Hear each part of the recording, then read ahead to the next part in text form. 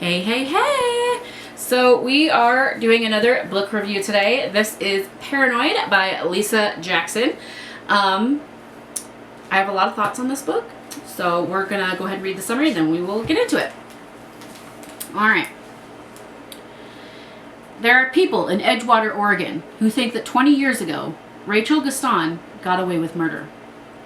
Rachel still has no idea how a foolish teenage game turned deadly, or who replaced the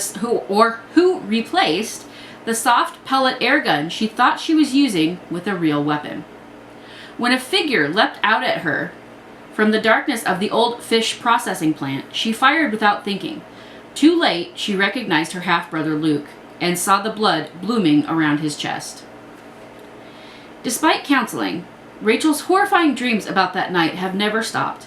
In a small town like Edgewater, it's impossible to escape the past or avoid rumors and gossip.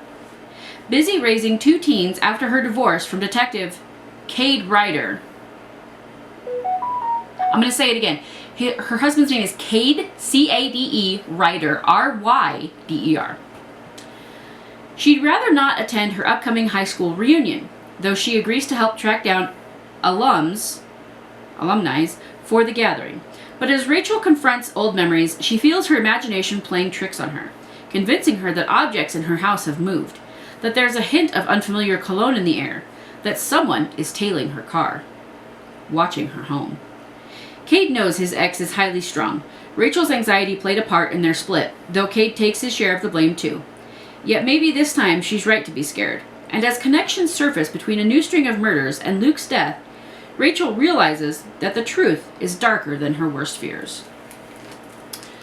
I've read a lot of really twisty novels, and I don't tend to, I don't read the summary before I read a book. I go by, if it gets my attention, okay? If the cover gets my attention, if it sounds interesting, like Paranoid, it just sounded interesting to me. I don't know. And, it's by Lisa Jackson. We all know by now that I like Lisa Jackson, so I knew it was going to be a good book, and it is. I think we're going to start by, I'm going to rate this book a 4 out of 5. Would I read it again? Yeah. So, there is, I'm trying to think if there's a lot of sex. There's not a whole lot of actual sex that happens. And if there is, it's between a 20-year-old man and a 17-year-old girl. And it's just some slight details. Most of the sex in this book is kind of imagined. Kind of like fantasies, like Rachel thinks she sees her husband and he looks particularly attractive or whatever, like he does something and it reminds her of that one time in the, I don't know, in the back of the car, or that one time that they went away, or he touches her a certain way and it makes her think of it. There are things I think we can all relate to that, in relationships. But there's not a whole lot of sex in the book. There's gore, of course, when you're talking about death and you're talking about murders. They do. There's some horrific way that some of these people die. So there is that. This story is just, it's so twisted. I'm trying really hard to talk about it and not spoil it, because I do think this is a worthwhile book. This is definitely a worthwhile read if you like murder mysteries. It reminded me a lot of the Scream movies, I think it was, or even I Know What You Did Last Summer. One of them, I think it's I Know What You Did Last Summer. They did one 20 years later, or they did one where in the movie it was 20 years later, right? And they revisited it and they all got back together. The same group that witnessed the murder, they all got back together and then they started dying again, something like that. It's very reminiscent of Scream, of, I Know What You Did Last Summer, that kind of a thing. But it's very well written. The characters are very well developed. The teenagers are extremely relatable, although also incredibly annoying at the same time. I think when you as an adult, as somebody in their 30s, I don't like to identify myself as an adult, but as somebody in their 30s who is clearly not a teenager, you read about teenage behaviors and you identify with it, but also at this, because sometimes you root for the teenagers. You're like, yeah, you know, screw the parents, you know. But then on the other hand, you're just like, stop being so annoying. Like, stop. Like, you need to just listen. You know, I maybe that's because I am a parent and I have a child. I don't think so. I think it's probably with age. You know, you teenage behavior just becomes annoying to all of us. I mean, let's just say it. That being said, okay, the main character, her name is Rachel, and her daughter is 17, and her son is 15, and she's divorced. It's still not completely clear, like, what she does. She's kind of like a secretary. She kind of does, like, it's said that she's a techie in some parts, but she doesn't really work. You know, like, she used to work for a company, but then, you know, she lost her job. You know, that's never made clear. But, like, through most of the book, she doesn't work. Okay, her biggest job is making sure her kids get taken care of, being paranoid, and you know, going out to visit people and worrying about her kids who are at home by themselves, and of course interacting with her husband.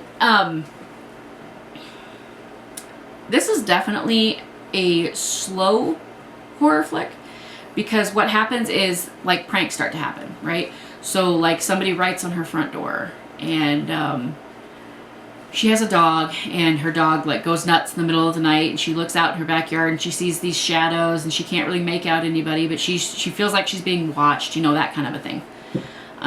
It's not a bad book. Like I said, I'm trying to talk about it without, like, giving things away, because I feel like the little things in this book make the book, and I don't want to spoil that for anybody, because I do highly recommend this book. It does not make you paranoid in real life. I will say I finished it yesterday. I finished it in, I don't know, like 4 or 5 days. It does have 40 chapters, which isn't too bad. Yeah, it's got 40 chapters. Let's see. Trying to get a page count. 387 pages. The way it ends is so freaking bizarre, and I don't, because it's in the very, very last chapter, like the last 2 pages, you kind of find out a lot about people in the book that you've been reading about, and it's a shocker, right? Like, you figure out who the murderer is and why they're killing, and it's kind of like, well, that's pretty messed up. And then you find out even more about that person, about the killer, and more about the people around them, and it's just, you know, twisty.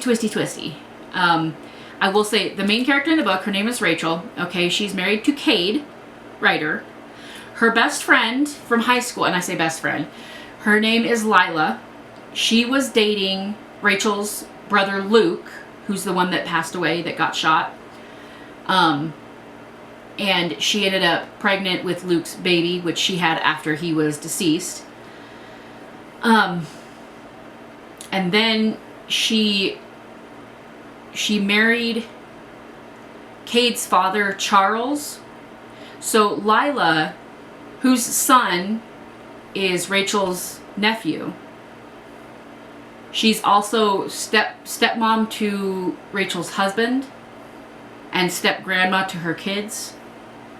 So it's, you know, if she had married Luke, she would have been aunt to her kids. It's like, that's what I'm talking about. It's so twisty, and, like, I can say that without ruining it, because through the whole book, Lila is, and this guy is like 25, 30 years older than she is, which is totally fine. You know, do you, as long as everybody's over 18, age doesn't matter, okay? Age only matters until you're 18. Once you're 18 and older, do whatever you want. But yeah, it's very twisty, and it's a very good read. It's very good as far as, like, when you read it, you kind of get sucked into it. It's very easy to read this whole book kind of quickly, because you want to know what's coming next. You want to know who's responsible for this, who's doing this, who is sending these mysterious texts, who is writing on the door, who is killing people. Are the two connected? Is it the same person? Are they different people? You know, who who really did it 20 years ago. You know, how did Luke really die? Did he really die? You know, all of these things. Like, it's a very, very good book. And Lisa Jackson just does such a good job with creating that mystery and that sense of guessing, but also giving you clues so you can kind of put it together in your head. And you're just like, oh, I bet you I know what's going to happen. I bet you I can see, like, who's doing this, and this is why, and blah, blah, blah. And, yeah, so I'm going to rate this book a 4 out of 5. I don't want to say too much more because I don't want to give too much away. And I think this video has gone on long enough. But I really enjoyed this book. It's a very good book. There's not a lot of sex. There's not a lot of romance, you guys. This is more of a straightforward murder mystery with old friends.